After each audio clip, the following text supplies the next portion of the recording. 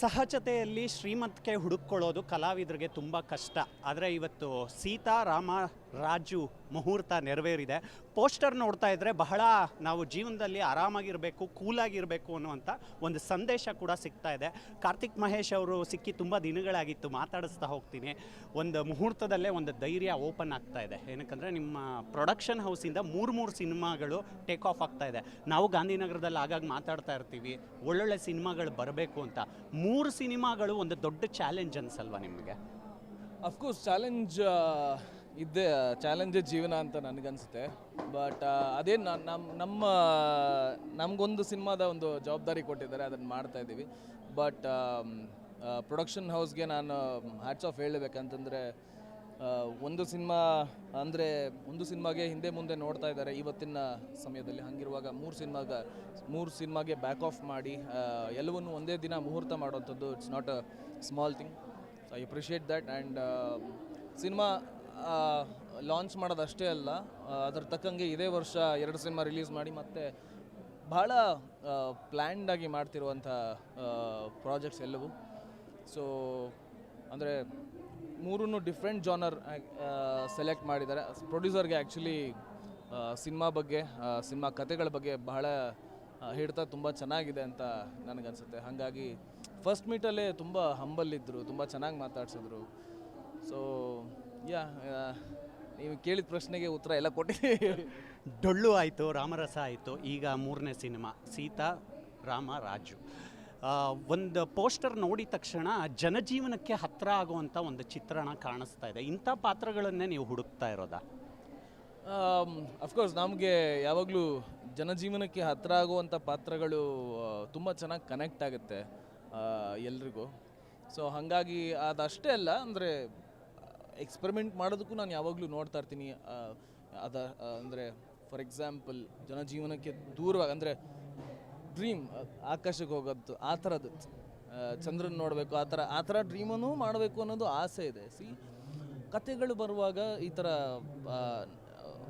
ನಮಗಳಿಗೆ ತುಂಬ ಹತ್ತಿರ ಆಗುವಂಥ ಪಾತ್ರಗಳು ತುಂಬ ಚೆನ್ನಾಗಿ ಕನೆಕ್ಟ್ ಆಗುತ್ತೆ ಅಂತ ನನಗನ್ನಿಸ್ತು. ಆ್ಯಂಡ್ ಈ ಕತೆ ಕೂಡ ಅಷ್ಟೇ ಚೆನ್ನಾಗಿದೆ. ಸೊ ಕತೆ ಬಗ್ಗೆ ಹೆಚ್ಚಾಗಿ ಹೇಳೋವಂತಿಲ್ಲ, ಯಾಕಂದರೆ ಡೈರೆಕ್ಟ್ರು ನನಗೆ ಫಸ್ಟ್ ನನ್ನ ಕತೆ ಕೇಳಿದಾಗ ಈ ಸಿನಿಮಾದಲ್ಲಿ ಅನಿಸಿದ್ದು ಒಂದು ಲವ್ ಸ್ಟೋರಿ, ಒಂದು ಸಸ್ಪೆನ್ಸ್ ಥ್ರಿಲ್ಲರ್, ಆ್ಯಕ್ಷನ್, ಕಾಮಿಡಿ ಎಲ್ಲವೂ ಇದೆ. ಕೊನೆಗೆ ಸಿನಿಮಾಯಿಂದ ಎದ್ದು ಬರುವಾಗ ಒಂದು ಸ್ವಲ್ಪ ಬಿಗಿಯಾಗುತ್ತೆ ಎದೆ, ಹಂಗೆ ಬಿಗಿಯಾಗಿ ಎದ್ದು ಬರ್ತೀವಿ, ಹಿಂಗ ಅನ್ನೋ ಥರ. ಸೊ ನಿಮ್ಗೆ ಅದೇ ನಾನು ಹೇಳ್ದಂಗೆ ಥ್ರಿಲ್ಲಿಂಗ್ ಇರುತ್ತೆ ಒಂದು ಹಂತದವರೆಗೂ. ಅದಾದಮೇಲೆ ಮತ್ತೆ ಕತೆ ಬೇರೆ ರೀತಿ ಓಪನ್ ಆಗುತ್ತೆ.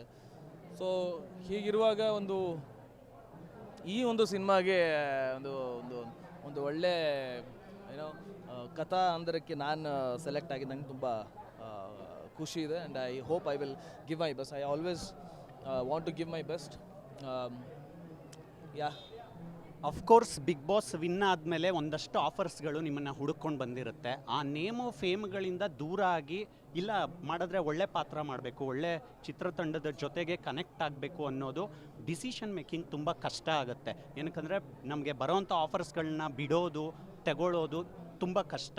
ಅಂದರೆ ಯೋಚನೆ ಮಾಡಿದ್ರೆ ಮಾಡಬೇಕಾ ಬೇಡವಾ ಅನ್ನುವಂಥ ಒಂದಷ್ಟು ಕನ್ಫ್ಯೂಷನ್ಸ್ಗಳಿರುತ್ತೆ. ಸೊ ಮುಂದಿನ ನಿಮ್ಮ ಮೋಡ್ ಆಫ್ ಸೆಲೆಕ್ಷನ್ ಹೇಗಿರ್ಬೋದು?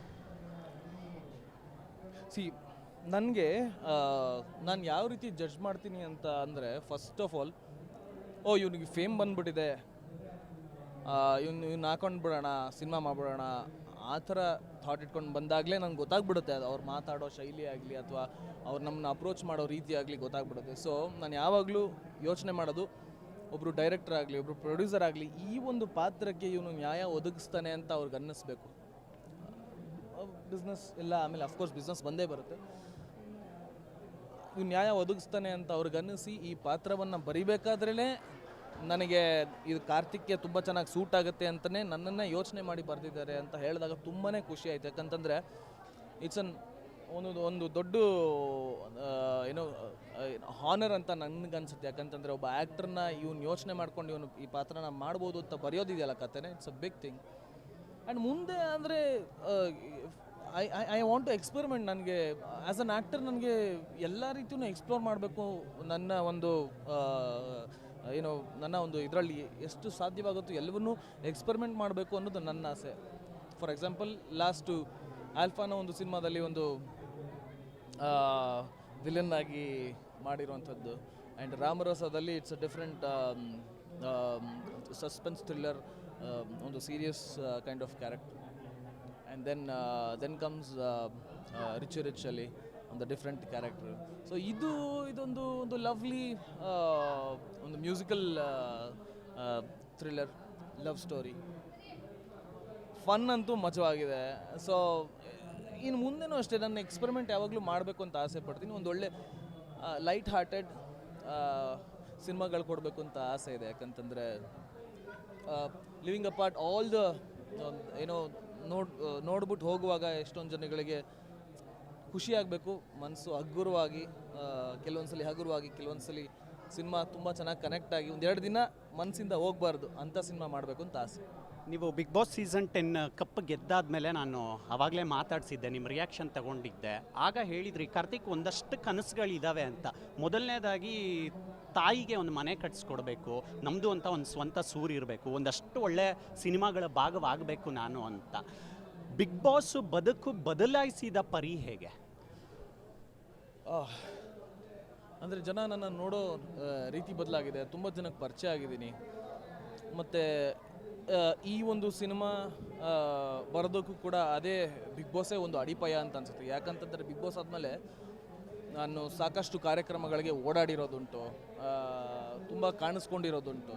ಸೊ ಆ ಒಂದು ಸಮಯದಲ್ಲಿ ಈ ಒಂದು ನಮ್ಮ ಕೀರ್ತಿ ಸರ್ ನನ್ನ ಏನು ಗಮನಿಸಿದ್ದಾರೆ, ಓಕೆ ಇವನು ಹೀರೋ ಮೆಟೀರಿಯಲ್, ಇವನಿಗೆ ಸಿನಿಮಾ ಮಾಡ್ಬೋದು ಅಂತ ಯೋಚನೆ ಮಾಡಿ ಈ ಒಂದು ಸಿನಿಮಾಗೆ ನನ್ನ ಅಪ್ರೋಚ್ ಮಾಡಿರೋಂಥದ್ದು. ಸೊ ಅಂದರೆ ಈ ರೀತಿನೇ ಅಫ್ಕೋರ್ಸ್ ಈ ಸಿನಿಮಾ ಆಗ್ತಿರೋದು ನನ್ನ ಲೈಫಲ್ಲಿ ಯಾವಾಗಲೂ ನಾನು ಯೋಚನೆ ಮಾಡ್ತಾಯಿದ್ದು, ನಂದು ಸಿನಿಮಾಗಳು ಮಾಡಬೇಕು ಅನ್ನೋದು ನನ್ನ ಆಸೆ. ಅದೇ ರೀತಿ ಸಿನಿಮಾಗಳು ಬರ್ತಾ ಇದೆ, ಬಿಗ್ ಬಾಸಿಂದನೇ ಇದು ಸಾಧ್ಯವಾಗಿರೋದು. So I am always thankful to Bigg Boss. ಸಾಮಾಜಿಕ ಜಾಲತಾಣದಲ್ಲೂ ನಿಮ್ಮನ್ನು ಕೇಳ್ತಾ ಇರ್ತಾರೆ, ಸಿಕ್ಕಾಗಿ ಕೇಳ್ತಾ ಇರ್ತಾರೆ, ಕಾರ್ತಿಕ್ ಮಹೇಶ್ ಅವರು ಸಿಂಗಲ್ಲ ಮಿಂಗಲ್ಲ ಅಂತ. ಸಿಂಗಲ್. ಸೇಫ್ ಆನ್ಸರ್ ಇದು. ಸೇಫ್. ನಿಮ್ಗೆ ಏನು ಬೇಕಂತ ನೀವು ಅಂದ್ಕೊಳ್ಳಿ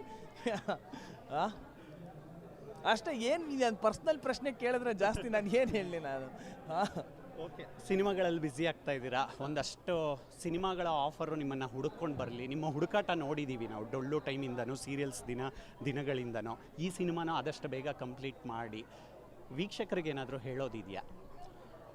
ಅಂದರೆ ವೀಕ್ಷಕರಿಗೆ ತುಂಬ ಎಕ್ಸ್ಪೆಕ್ಟೇಷನ್ ಇದ್ದೇ ಇರುತ್ತೆ. ಅಫ್ಕೋರ್ಸ್ ಬಿಗ್ ಬಾಸ್ ಆದಮೇಲೆ ಹೀರೋ ಆಗಿ ನಿಮ್ಮನ್ನು ನೋಡಬೇಕು ಅಂತ ತುಂಬ ಆಸೆ ಇದೆ ಅಂತ ಕಾಯ್ತಾ ಇದ್ದೀವಿ ಅಂತ ತುಂಬ ಹೇಳಿದ್ದುಂಟು. ಎಷ್ಟೊಂದು ಜನ ಸಿಕ್ಕಿದಾಗೆಲ್ಲ ಏನು ಮಾಡ್ತಿದ್ದಾರೆ, ಯಾವ ಸಿನಿಮಾ ಮಾಡ್ತಿದ್ದಾರೆ ಅಂತ ಎಲ್ಲರಿಗೂ.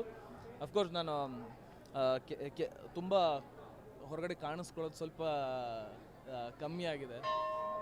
ಅಫ್ಕೋರ್ಸ್ ನಾನು ಸಿನಿಮಾ ಮೇಲೆ ಜಾಸ್ತಿ ವರ್ಕ್ ಮಾಡ್ತಾಯಿದ್ದೀವಿ, ಸಿನಿಮಾ ಮೇಲೆ ಜಾಸ್ತಿ ಕಾನ್ಸಂಟ್ರೇಷನ್ ಮಾಡ್ತಾಯಿದ್ದೀನಿ. ನೀವೆಲ್ಲರೂ ಏನು ಯಾವ ರೀತಿ ಆಸೆ ಪಟ್ಟು ನನಗೆ ಗೆಲ್ಲಿಸಿ ನೀನು ಮುಂದೆ ಬೇರೆ ರೀತಿ ಮಾಡ್ತೀಯ ಅಂತ ಒಂದು ಭರವಸೆ ಇಟ್ಕೊಂಡಿದ್ರು, ಅದನ್ನು ನಾನು ಈಡೇರಿಸ್ಬೇಕಂದ್ರೆ ಒಂದಷ್ಟು ಸಿನಿಮಾ ಮೇಲೆ ಜಾಸ್ತಿ ಕಾನ್ಸಂಟ್ರೇಟ್ ಮಾಡಬೇಕು. ಹಾಗಾಗಿ ಬರುತ್ತೆ, ತಡವಾಗಿರ್ಬೋದು, ಬಟ್ ಅಫ್ಕೋರ್ಸ್ ಬಿಗ್ ಬಾಸ್ ಆಗಿ 2 ವರ್ಷ ಆಗಿರ್ಬೋದು, ಬಟ್ ಬಂದರೆ ತುಂಬ ಚೆನ್ನಾಗೇ ಬರೋದು ಅಂತ ಪ್ರಾಮಿಸ್ ಮಾಡ್ತೀನಿ. ಸೊ ಇದೇ ರೀತಿ ಸಪೋರ್ಟ್ ಮಾಡ್ತಾಯಿರಿ ಅಷ್ಟೇ. ಒಳ್ಳೆಯದಾಗಲಿ. ಸೀತಾ ರಾಮ ರಾಜು ತುಂಬ ಲೈವ್ಲಿಯಾಗಿ ಕಾಣಿಸ್ತಾ ಇದೆ. ನಿಮಗೊಂದು ಹೊಸ ಹುರುಪು ಕೊಡಲಿ ಆ ಪಾತ್ರ. Thank you. ಇವಿಷ್ಟು ನಟರಾಗಿರೋ ಕಾರ್ತಿಕ್ ಮಹೇಶ್ ಅವರ ಮಾತುಗಳು. ಕ್ಯಾಮ್ರಾ ಪರ್ಸನ್ ಪವನ್ ಜೊತೆ Mavali Karthik, Karnataka news beat. Karnataka news beat follow ಮಾಡಿ, ಸಬ್ಸ್ಕ್ರೈಬ್ ಮಾಡಿ.